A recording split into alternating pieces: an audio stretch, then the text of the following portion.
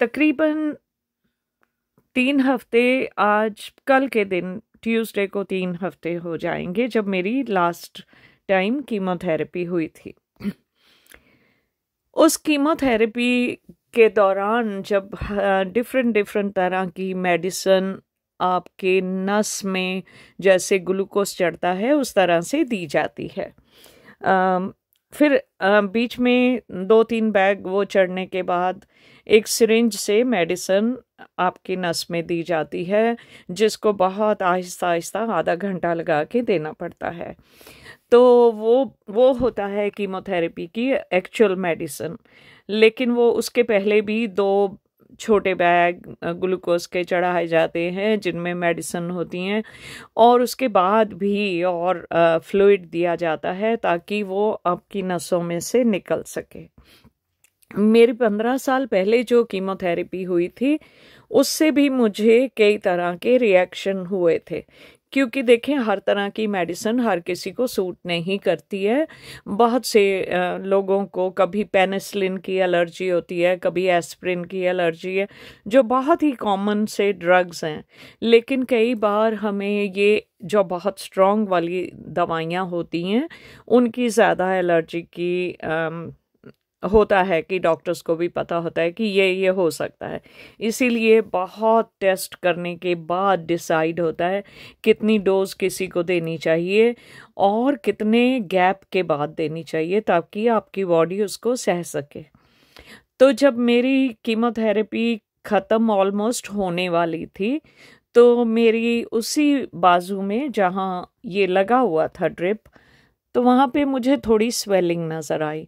तो मैंने नर्स को बुलाया, मैंने कहा यहाँ पे ये जो स्वेलिंग है ये मुझे लग रहा है कि यहाँ क्लॉट बन रहा है, तो क्या आप डॉक्टर से कह के मेरा स्कैन अभी करवा सकते हैं? तो उसने बोला कि देखा, चेक किया, तो कहती नहीं, मुझे लग नहीं रहा कि ये क्लॉट है। तो ऐसी कोई घबराने वाली बात नहीं है, आप ठीक हैं, वॉच करिए इसको, आपको तो पता है सब चीज़ों का, तो वॉच करें और इसके बाद अगर ये फिर भी नहीं जाता और ऐसे ही है तो हमें बताएं। अब जब कीमोथेरेपी होती है उसके बाद घर आके रेस्ट करो, नींद आती है, आपने थोड़ा खाना खाया, रेस्ट किया, सो गए, फिर उठे, फिर बीच में वीकेंड आ गया। अब सैटरडे संडे तो वहाँ पे क्लिनिक में होते नहीं है कोई, तो मैंने कहा कोई बात नहीं, देखा जाएगा। लेकिन बैक ऑफ माय माइंड था मुझे कि अगर ये क्लॉट है तो ये क्लॉट डेंजरस हो सकता है। अब मेरे कई दोस्त जो नहीं जानते हैं मेडिकल के बारे में, तो आपको बताऊं, शायद आपने घर में कभी किसी के साथ वो रब ना करे कि किसी के घर में हुआ हो, लेकिन जब भी किसी की नस में क्लॉट आ जाता है तो वो थोड़ा सा डेंजरस होता है, क्योंकि नसों में खून का दौरा होता रहता है। और हालांकि ये जो क्लॉट होता है ये एकदम से ऐसे नहीं चल पड़ता कि खून के साथ साथ चले, लेकिन फिर भी डर रहता है उस चीज़ का।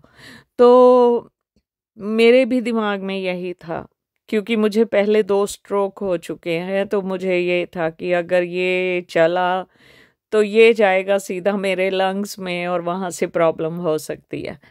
तो जी, मैंने फिर भी वॉच करती रही, ठीक है सब कुछ, ब्लड प्रेशर ठीक है, ऑक्सीजन लेवल ठीक है, हर तरह की मशीन घर में रखी हुई है चेक करने के लिए, तो चेक करती रही। फिर मैंने इस लास्ट वीक में हॉस्पिटल में गई हुई थी किसी और काम से, तो मैंने कहा चलो ये भी क्लिनिक वालों को दिखा देती हूँ। तो मैंने उनको बोला कि आप प्लीज़ ये मेरा स्कैन के लिए डॉक्टर को रिक्वेस्ट कर दें। उसने किया रिक्वेस्ट और मुझे अगले दिन शाम के 4:30 बजे की कॉल आई कि आपको वहाँ आना है स्कैन के लिए। तो मैंने कहा ठीक है। उसी वक्त मेरे कज़न की मुझे फ़ोन आई कि कल 4:30 बजे किसी के घर में प्रेयर का प्रोग्राम है, वहाँ पे दुआ का है, तो आप वहाँ जाना चाहती हैं। तो मैंने कहा 4:30 तो मेरी अपॉइंटमेंट है, और मेरा बहुत दिल था इस जगह जाने का। तो बार बार मैं बस दुआ मांग रही हूँ कि मैं किस तरीके इस जगह पहुँच सकूँ, क्या कैसे पहुँचूँगी, क्या होगा। तो तो वहीं 10 मिनट के अंदर फिर से मुझे कॉल आई कि एक कैंसलेशन आ गई है 12:30 बजे की, आप आ सकते हैं। तो मैं इतनी खुश हुई कि शुक्र है कि मैं वहाँ जा सकूंगी प्रेयर में। तो मैंने वो तो हो गया कि मैं प्रेयर में गई और पहुंच गई, लेकिन ये ऊपर वाला जिस भी नाम से उसे बुलाओ, हमारा रब, हमारा वाहिगुरु, हमारे भगवान और हमारे मुस्लिम दोस्त जिनको मानते हैं अल्लाह ताला, सबका मेरे लिए सब एक है, सबको मैं वही इज्जत देती हूँ। ये 2 हफ्ते जो बीच में गुजरे, उन्होंने कैसे मुझे हाथ दे के रखा हुआ था।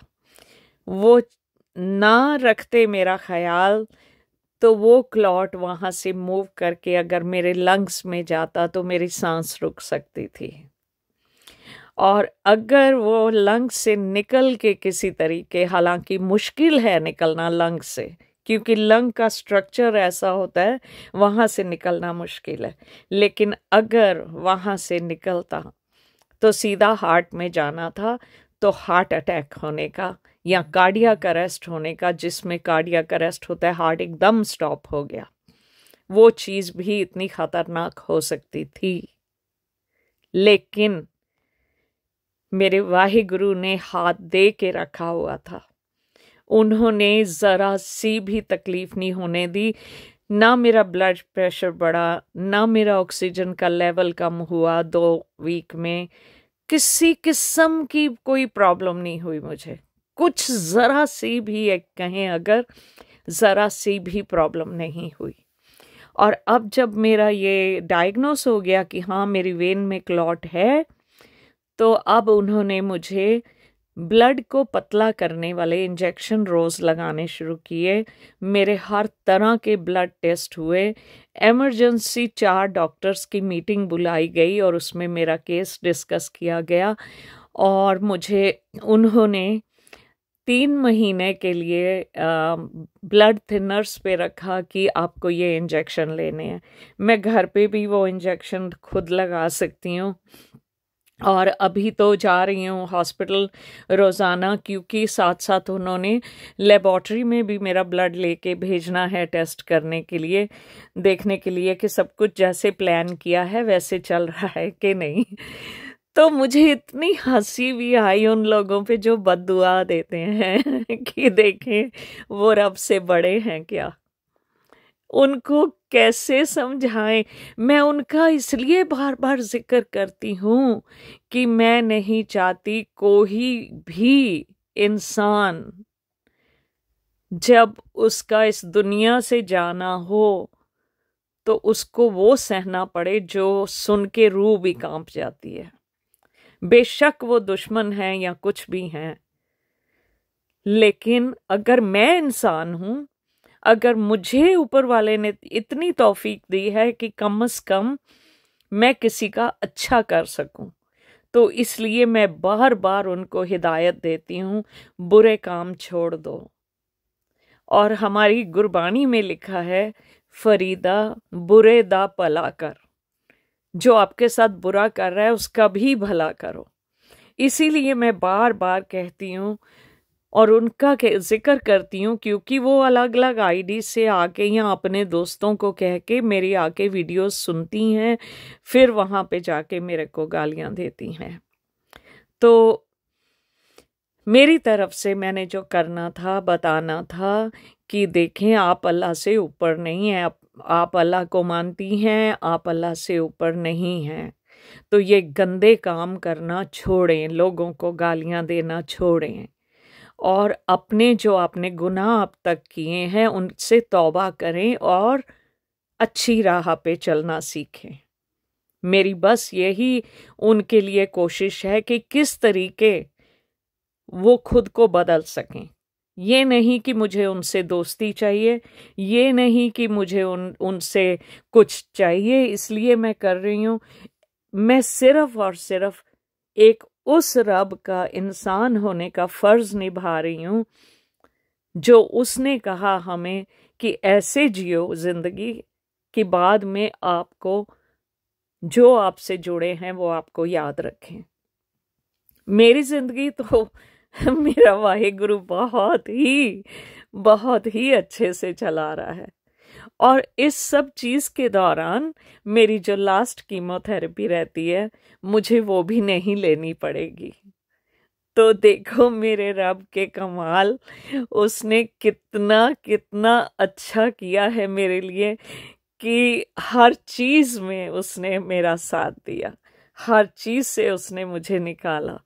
मैं कितना उसका शुक्र करूं कि कई बार दुख तकलीफें थोड़े से हमें अपने अगले पिछले जन्मों के कर्मों को खत्म करने के लिए, या यहाँ भी अब भी जैसे उन्होंने कुछ बोला मैंने बोल दिया, तो वो मैंने कर्म क्रिएट कर लिए। तो मेरे वो कर्म को भी वॉश करने के लिए मुझे कुछ पे करना पड़ा, तो मैंने कर दिया। मेरा रब मेरे से मुतमईन है, ये मेरा दिल कहता है। इसीलिए देखें, मुझे ये 2 हफ्ते इतने डेंजरस टाइम से उन्होंने निकाला, और अब कीमोथेरेपी भी नहीं और लेनी है। तो इससे ज्यादा मैं उस अपने वाहिगुरु का कितना शुक्र अदा करूं, वो कम है। मेरी एक एक सांस जितनी रहती हैं इस दुनिया में बाकी, वो सारी मेरे रब की शुक्र करने में गुजर जाएं, बस यही मेरी दुआ है। और मेरे दोस्तों, आपसे भी मेरी यही रिक्वेस्ट है, कभी किसी के लिए बुरा ना सोचें। अगर बाय चांस कोई आपसे करता है, तो अपने दिल में उसको माफ करें, और आप अपने रब से जुड़े रहें। जिसको भी मानते हैं उसके साथ जुड़े रहें। आई होप आपको मेरी ये ड्राइविंग का भी पसंद आया होगा। ये कहीं और जाने का रास्ता है। उस दिन कंट्री साइड का आपको बताया था, ये दूसरी तरफ कहीं जाने का है। मोटरवे पे हैं हम लोग, हाईवे पे। तो 4 लेन्स हैं, यहाँ पे ड्राइव कर रहे हैं। कल हमने जाना है कहीं और, मेरी कज़न के घर। और आज मेरी प्यारी प्यारी बेटी पुनीत का बर्थडे है, तो आज उसको बाहर लेके जाएंगे, कुछ खाएं पिएंगे बाहर, और थोड़ा सा एंजॉय करेंगे। So happy birthday to Puneet, she is such a blessing in our home. और जब से वो मेरे घर में आई है, हमेशा अच्छा ही अच्छा हुआ है। उसके रहते हर तकलीफ, हर दुख दूर होता है। सो थैंक यू मेरे रब, आज आपने इतनी प्यारी बच्ची भी मुझे दी। और उसके बाद अब देख लो, उसकी भी अभी तक कोई ट्रीटमेंट की ज़रूरत नहीं है, कुछ नहीं है, ऐसे रब ने हाथ दे के रखा हुआ है। तो बहुत बहुत शुक्रिया दोस्तों, साथ बने रहने के लिए। और आप भी अपना ख्याल रखिए। आप भी अपने घर के सभी दोस्तों को, घर वालों को खूब प्यार दिया करें, क्योंकि ये कुछ यादें हैं जो हम बना जाएंगे। अदरवाइज कोई आपका नाम तक नहीं याद रखेगा, कोई आपको पहचानेगा भी नहीं कि आप कौन थे, कहाँ से आए थे। तो leave your imprints while you are here and love everybody. Have a good day, my dear friends. Bye for now.